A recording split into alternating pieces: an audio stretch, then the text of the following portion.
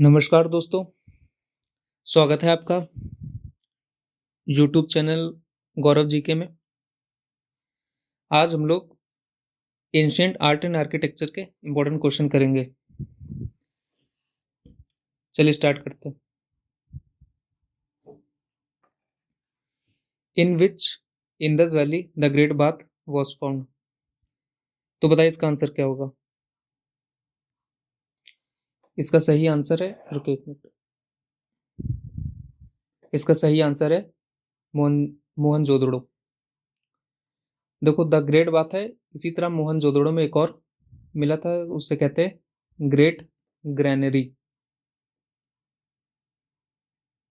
ठीक, इसी तरह मोहनजोदड़ो में एक और मिला था पशुपति सील, पशुपति या पाशुपति सील।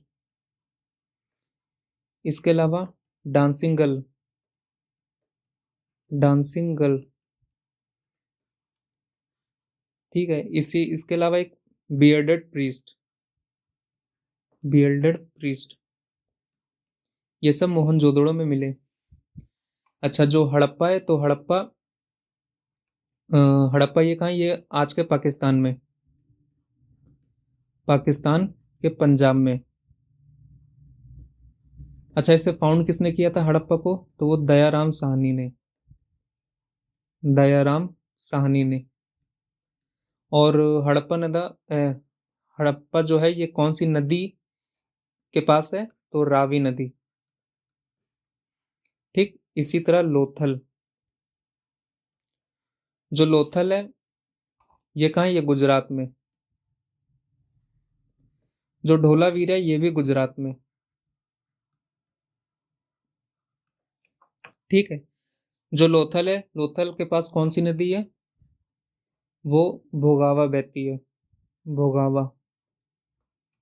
ठीक, अच्छा, जो गुजरात है, अरे ये ढोलावीरा है, ये गुजरात के कच्छ में, कच्छ, और ये अहमदाबाद में,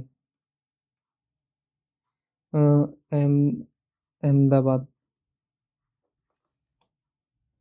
ठीक, तो इसका आंसर हो जाएगा Mohenjodaro. Harappan seal were made mostly from which of the following. Harappa की मोहरें मुख्यतः निम्नलिखित में से किससे बनाई जाती थी। तो देखो, इसका आंसर सी स्टेटाइट होगा। जो हड़प्पा की मोहरें हैं वो टेराकोटा से भी बनाई जाती थी, ब्रॉन्ज से नहीं बनती थी, और आयरन से तो बनती नहीं थी। तो टेराकोटा से भी बनती थी, लेकिन इसमें पूछा कि मोस्टली सबसे ज्यादा किससे बनाई जाती थी। तो हड़प्पा की जो मोहरें हैं, सील्स हैं, वो सबसे ज्यादा स्टेटाइट की बनी है। अगर इसकी जगह सोप स्टोन लिखा होता, सोप स्टोन, तो वो भी इसका आंसर होता। स्टेटाइट और सोप स्टोन एक ही है। अगर सोप स्टोन लिखा होगा तो वो इसका आंसर हो जाएगा। अच्छा, आयरन क्यों नहीं होगा, क्योंकि जो हड़प्पन सिविलाइजेशन है ये ब्रॉन्ज एज में आती है, ब्रॉन्ज एज में। तो इस पीछे आयरन तब तक उन लोगों को पता नहीं था। तो अच्छा, इसके अलावा कौन कौन सी सील्स मिली हैं, तो देखो, कॉपर की मिली है,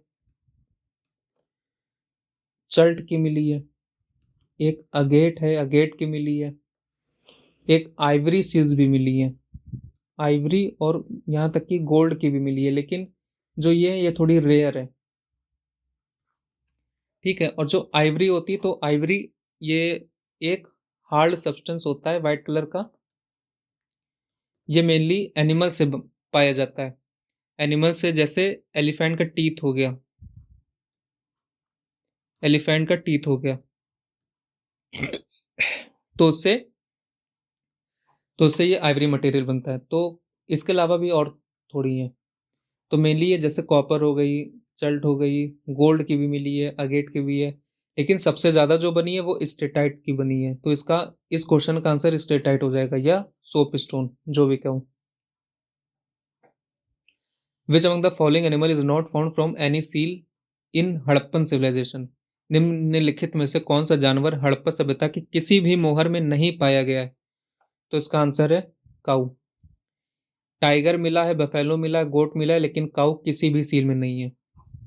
ठीक, Pashupati seal found from which site of IVC मतलब इंदस वैली सिविलाइजेशन। पशुपति मुहर कहाँ की सिंधु घाटी सभ्यता की साइट से मिली थी? तो इसका ये तो बता ही दिया था, पशुपति सील ये मोहनजोदड़ो से मिली है।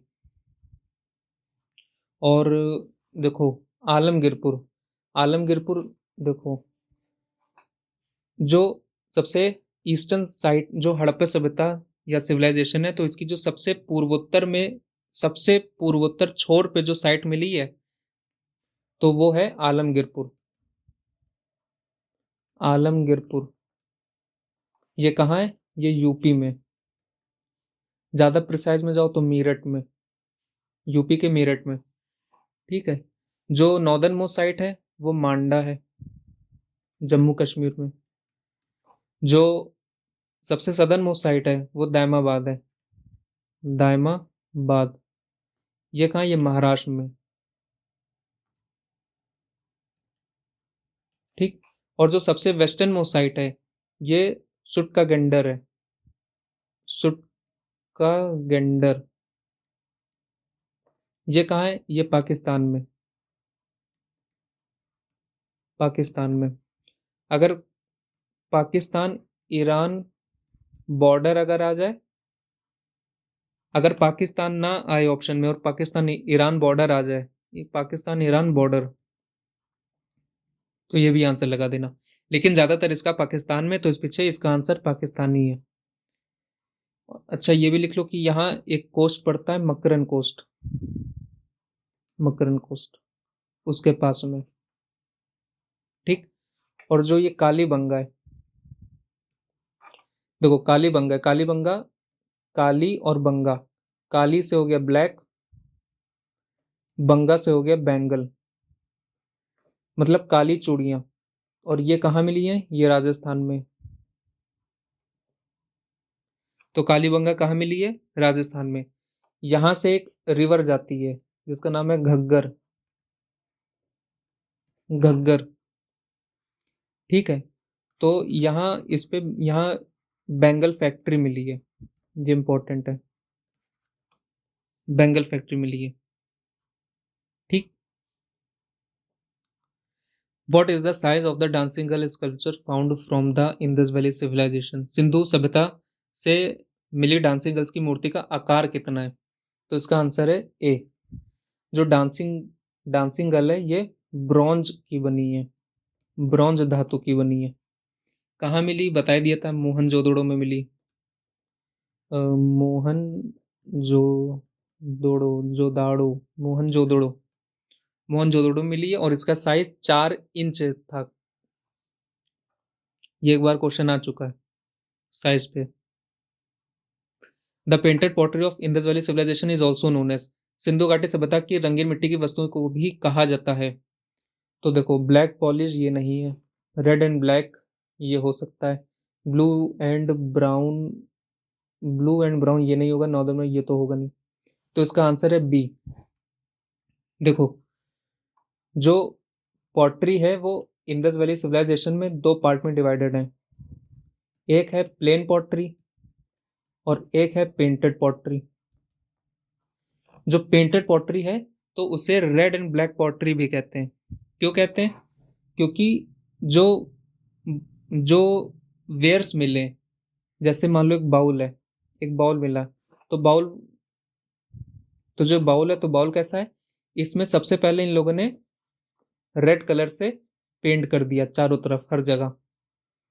ठीक है। अब इसके ऊपर ब्लैक कलर से, अब ब्लैक तो दिखेगा नहीं तो व्हाइट चला दे रहे हैं, तो इसके ऊपर व्हाइट कलर से इन्होंने डिजाइन बना दी है, इसके ऊपर ट्रीज की बना दी है या ब्रांचेस, तो ये सब ड्राइंग बना दी है। तो मतलब जो रेड कलर है वो बैकग्राउंड की तरह काम कर रहा है और उसके ऊपर जो ब्लैक कलर है वो डिजाइन की तरह काम कर रही है, इसलिए इसे रेड एंड ब्लैक पॉटरी कहते हैं। जो ये है इसे रेड एंड ब्लैक पॉटरी कहते हैं। इंडस वैली सिविलाइजेशन की जो पेंटेड पॉटरी है उसे रेड एंड ब्लैक पॉटरी कहते हैं। जो प्लेन पॉटरी है वो तो प्लेन ही है, प्लेन है। अच्छा इसके अलावा परफोरेटेड, परफोरेटेड पॉटरी भी मिली है, छिद्रदार, परफोरेटेड पॉटरी ये भी मिली है। अच्छा जो ये इसमें डिजाइन बनाते थे तो डिजाइन लिख लो कि ये जो इंस्पायर होते थे ये नेचर से इंस्पायर थी डिजाइन। जैसे ट्रीज बना दिया, ब्रांचेस बना दी, एनिमल्स बना दिए, यहाँ तक कि ज्योमेट्रिकल पैटर्न्स भी बने। ज्योमेट्रिकल पैटर्न्स, ज्योमेट्रिकल पैटर्न्स मतलब ट्रायंगल हो गया, स्क्वायर हो गया, ये सब। अच्छा, इसमें ये नॉर्दर्न ब्लैक पॉलिश वेयर जो ये है डी वाला, ये पता है कहाँ का है? ये भी एक समय की पॉटरी को कहते हैं। ये है मौर्य के टाइम की, मौर्यन पॉटरी। मौर्यन पॉटरी को नॉर्दर्न ब्लैक पॉलिश वेयर कहते हैं, NBPW। Chandragupta Maurya palace at Kumhrar was mainly a kind of. Chandragupta Kumhrar में चंद्रगुप्त मौर्य का महल मुख्य रूप से एक प्रकार का था, वो था वुडन पैलेस, लकड़ी का बना हुआ था।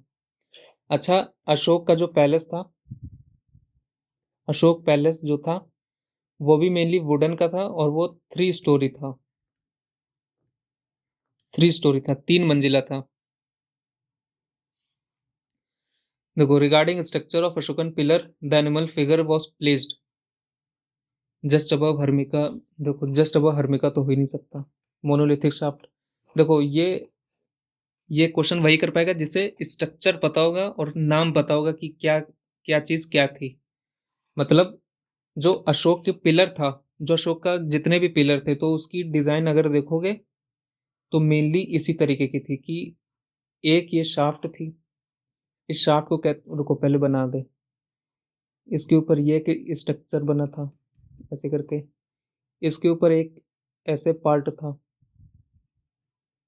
इसके ऊपर ऐसे करके फिगर था लॉयन का,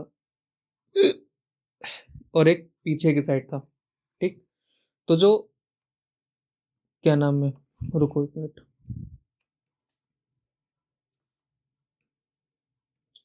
तो जो ये वाला पार्ट है, ये इतना, ये थी मोनोलिथिक शाफ्ट।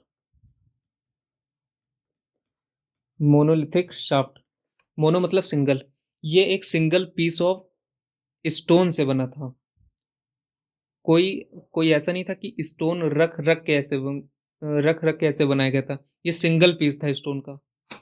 ठीक, और यहां से लेके जो यहां तक पार्ट है इसे कहते हैं कैपिटल, इसे कहते हैं कैपिटल। जो क्या नाम है, ये पार्ट है, ये है एबिकस, एबिकस। और जो ये पार्ट है ये है, ये तो एनिमल है, तो एनिमल फिगर हो गया, एनिमल फिगर है। तो इसका आंसर हो जाएगा सी, जस्ट अबव एबिकस। देखो, हर्मिका तो होगा नहीं क्योंकि हर्मिका जो है वो स्तूप का पार्ट है, अशोक के पिलर का पार्ट नहीं है। ठीक है। अच्छा, जो ये क्या नाम है, ये जो अशोक का पिलर है, ये एक चीज ध्यान रखना, जो अपना नेशनल एम्बलम है, नेशनल एम्बलम,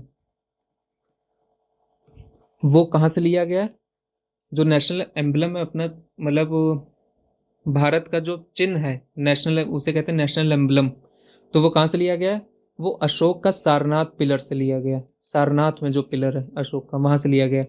उसमें तो उसमें है क्या, तो देखो, ये लॉयन वाला पार्ट और यहां से लेके ये एबिकस तक का ये वाला जो पार्ट है, ये हम लोग का नेशनल एम्बलम है। इसी एबिकस के नीचे सत्यमेव जयते लिखा है, सत्यमेव जय जयते, सत्यमेव जयते। जो सत्यमेव जयते लिखा है, ये कहाँ से लिया गया? ये मुंडका उपनिषद से लिया गया, मुंडका उपनिषद। ठीक, और जो ये लिखा हुआ है, जो राइटिंग है, वो देवनागरी स्क्रिप्ट में है, देवनागरी स्क्रिप्ट। ठीक, regarding stupa architecture which among the following is incorrect, इसमें इनकरेक्ट बताना है। Chhatri is the topmost part, ये ठीक है। Core of the stupa unburnt, after of stupa is of burn brick, ये ठीक है। यही बचा तो यही होगा। Wall enclosing the stupa is called medhi, नहीं, गलत, ये होता है वेदिका। देखो, जो स्तूप का स्ट्रक्चर होता है ऐसे करके रेलिंग्स होती है, ये ऐसे जमीन ऐसे जा रही होती है, और ऐसे करके ये स्तूप बना होता है। यहाँ एक स्ट्रक्चर होता है, इसके ऊपर ऐसे रॉड टाइप में स्ट्रक्चर होता है, और ऐसे करके बना होता है। तो देखो जो छतरी होती है, छतरी, ये वाला, वही है ये। तो ये सबसे टॉप मोस्ट पार्ट होता है इसका। और जो पीछे एक आया था हर्मिका, तो हर्मिका इसका ये वाला पार्ट होता है। ये क्या है, ये एक बालकनी लाइक स्ट्रक्चर होता है, ये बालकनी एक तरीके से छोटी।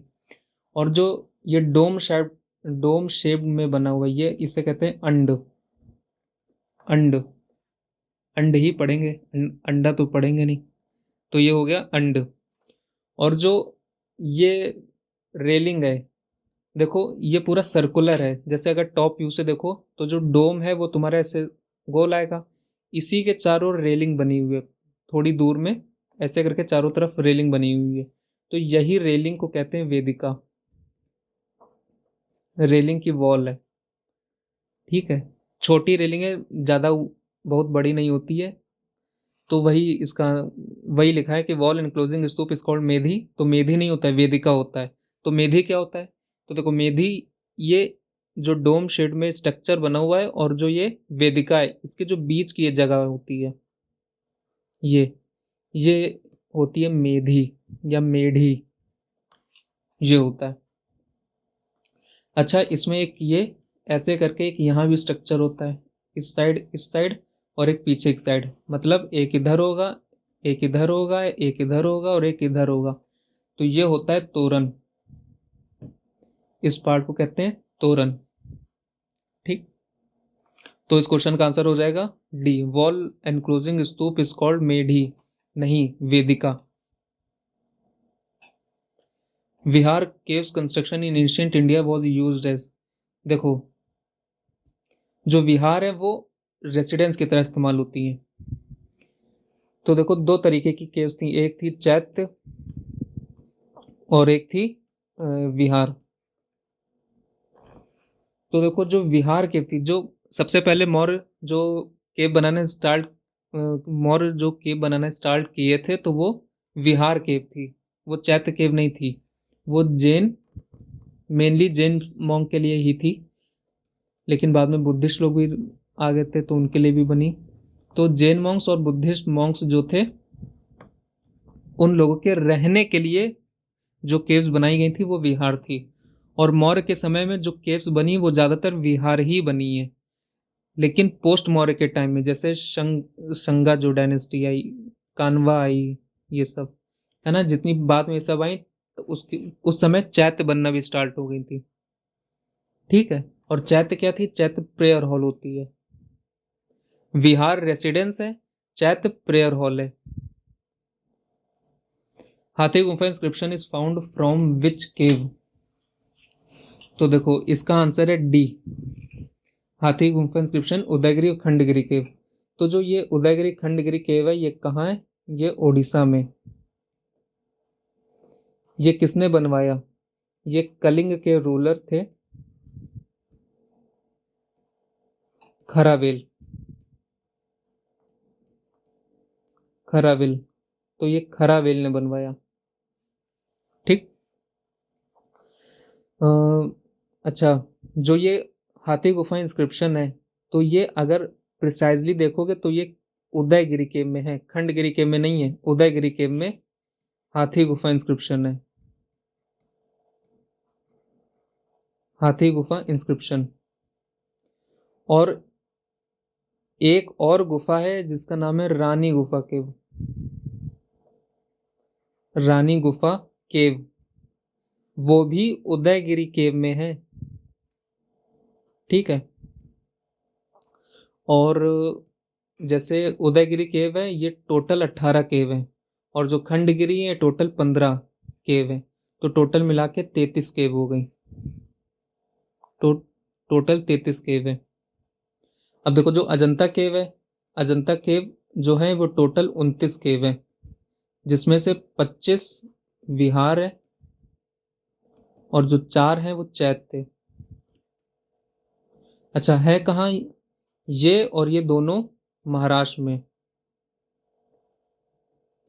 SHTRA, महाराष्ट्र में।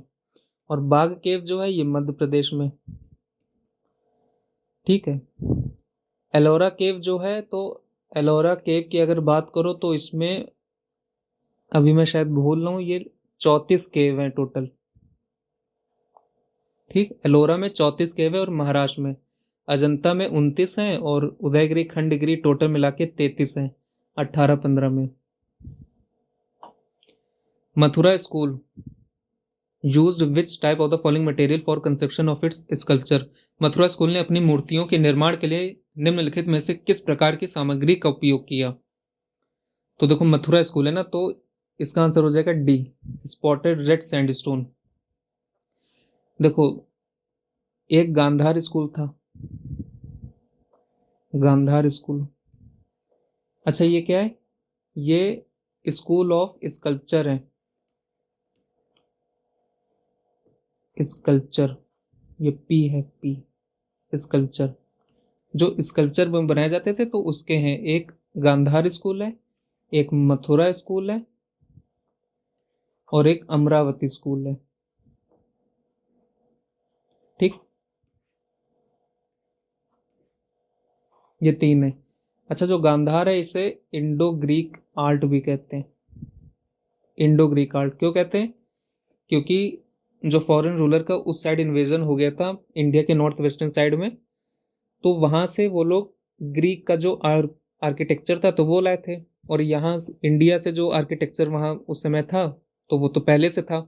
तो अब उन लोगों के आने के बाद जो वहाँ का आर्किटेक्चर डेवलप हुआ, तो वो दोनों का मिक्सचर था, तो इसीलिए उसे इंडो ग्रीक आर्ट कहते हैं, या गांधार कहते हैं। गांधार क्यों? क्योंकि वो अफगानिस्तान की साइड है,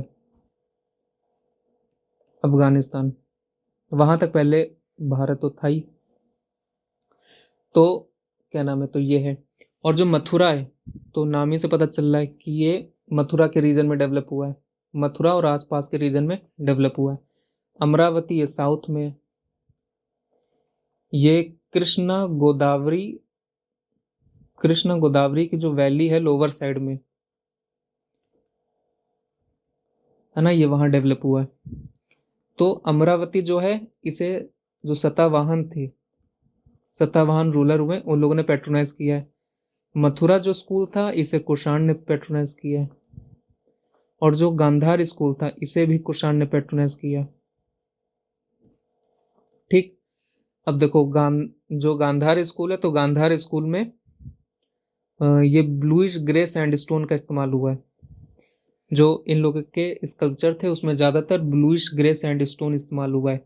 लेकिन ये भी 2 पार्ट में डिवाइड था, कि पहले के समय में तो थोड़े जो गांधार स्कूल में जिस तरीके के स्कल्पचर बने, और फिर लेटर फेज में जिस तरीके से बने। तो पहले वाले में जिस तरह बने थे तो वो ब्लूइश ग्रे सैंडस्टोन का इस्तेमाल किए थे, और बाद में मड का इस्तेमाल भी हुआ है। इसके अलावा स्टक्को एक होता है, स्टक्को का भी इस्तेमाल हुआ। ठीक है, अब जो मथुरा है, तो मथुरा में स्पॉटेड रेड सैंडस्टोन का इस्तेमाल हुआ है, स्पॉटेड वाला रेड सैंडस्टोन। जो अमरावती है, तो अमरावती में व्हाइट मार्बल का इस्तेमाल हुआ है, व्हाइट मार्बल का इस्तेमाल हुआ है। और अमरावती की अगर स्कल्पचर को देखोगे तो थोड़ा थोड़ा नैरेटिव टाइप में है। जैसे स्कल्पचर जो बने हैं वो उनसे कोई कहानी एक तरीके से बता दी जा रही है। जैसे मान लो क्या नाम है, रामायण हुआ है, रामायण है जैसे, तो रामायण में हो सकता है कि सीता जी के राम जी सीता जी के क्या नाम है, वन की एक वन का कोई स्कल्पचर बना दिया। फिर बाद में राम जी और रावण का युद्ध का ऐसे दिखा दिया। तो मतलब एक नरेट करते हुए, वहां का जो अमरावती का है, तो एक कहानी को नरेट करते हुए ऐसे स्कल्पचर बना है, तो थोड़ा नैरेटिव टाइप में है। ठीक है। The Amaravati stupa had been build by which of the following rulers. Amaravati stupa, तो ये भी सतावाहन ने बनवाया था। ठीक। Kailash temple is in which cave of Ellora cave. तो देखो, जो एलोरा केव जो हम लोग ने अभी देखी थी, अरे रुको एक मिनट, जो हम लोग ने देखी थे अभी, तो ये टोटल 34 केव्स हैं। ठीक, उसी में से एक केव है जो 16 नंबर की है, वो है कैलाश केव। कैलाश केव, जो कैलाश मंदिर है, कैलाश मंदिर जो है, एक मिनट,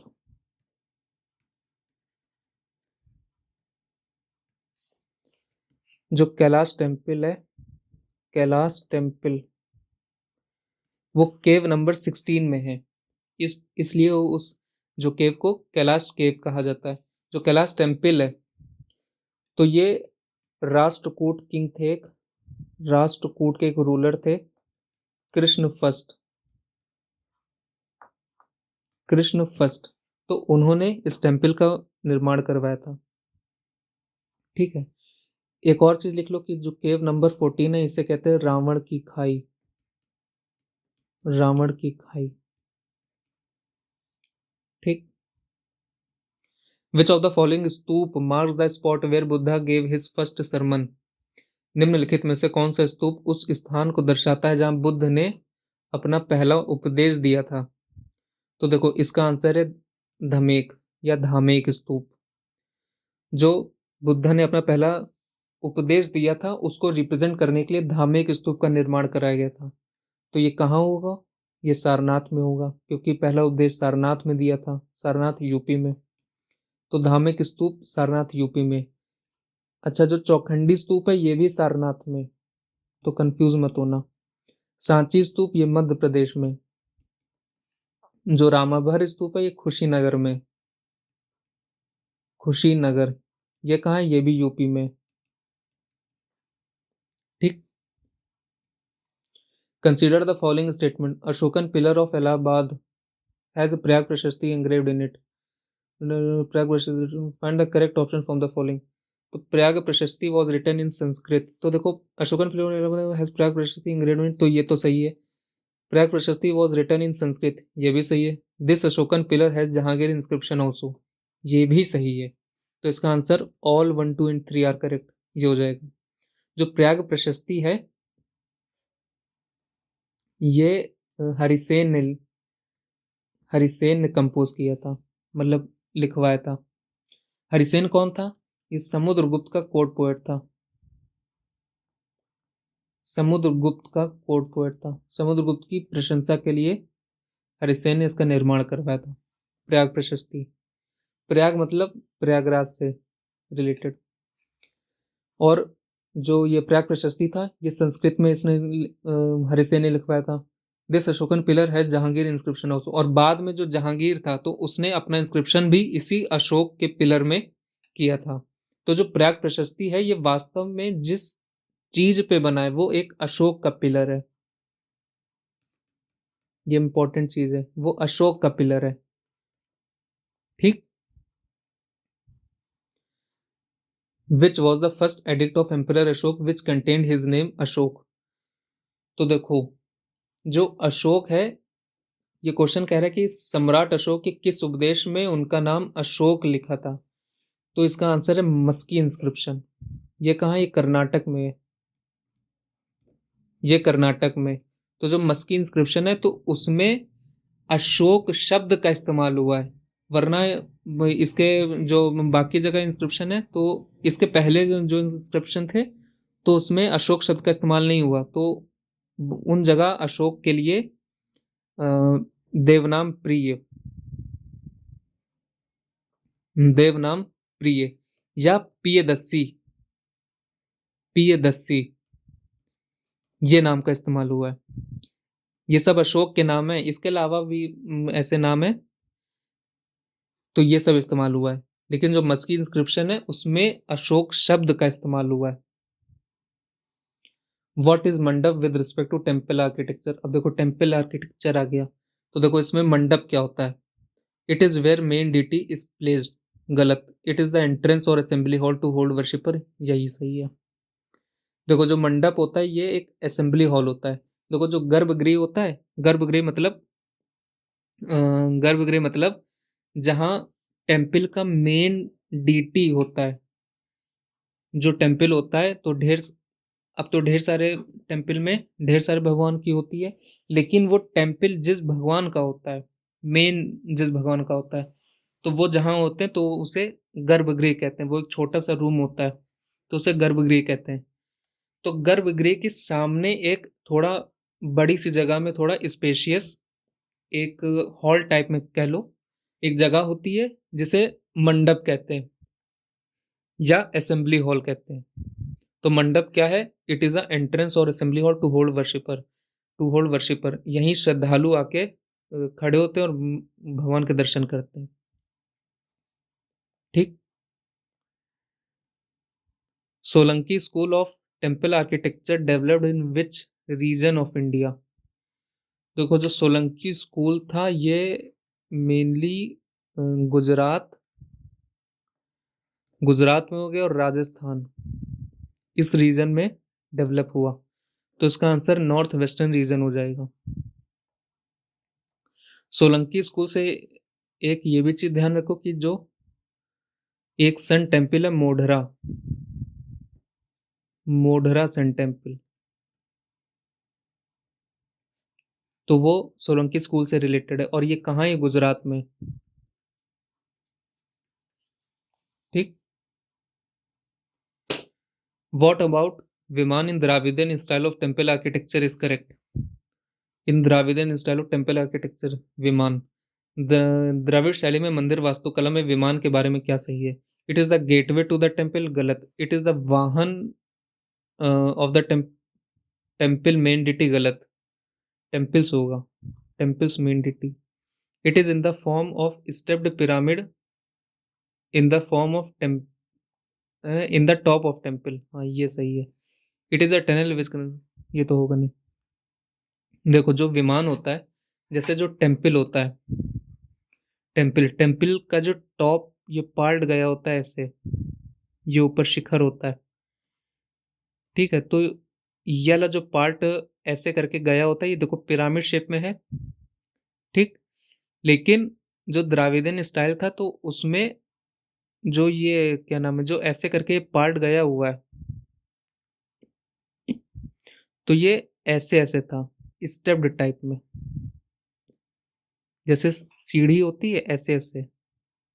तो ऐसे ऐसे करके बना था, मतलब ऐसे ऐसे और ये, और फिर यहां से ऐसे ऐसे ऐसे, ये, तो इस तरीके से बना था। तो वही लिखा है कि it is in the form of stepped pyramid in the top of temple. तो ये चीज होती है, ये वाली चीज को कहते हैं विमान। ये एमटीएस में, एसएससी एमटीएस में एक बार आ भी चुका है। Dravidian school is related to which region of India?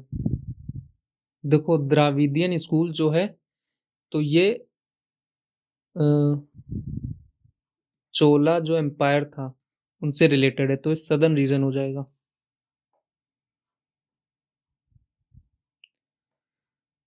तो यार आज के लिए बस इतना ही। ठीक है, बताना किस तरह कैसे क्वेश्चन लगे, और अब इसके आगे भी वीडियो आएगी जिसमें और भी ढेर सारे क्वेश्चंस करेंगे। ठीक है, तो आप सबका थैंक यू देखने के लिए, और अगर सब्सक्राइब ना किया हो तो चैनल सब्सक्राइब कर लेना, लाइक भी कर लेना, शेयर भी कर देना, बेल आइकन भी दबा देना, सब कर देना। ठीक है, चलो बाय, थैंक यू।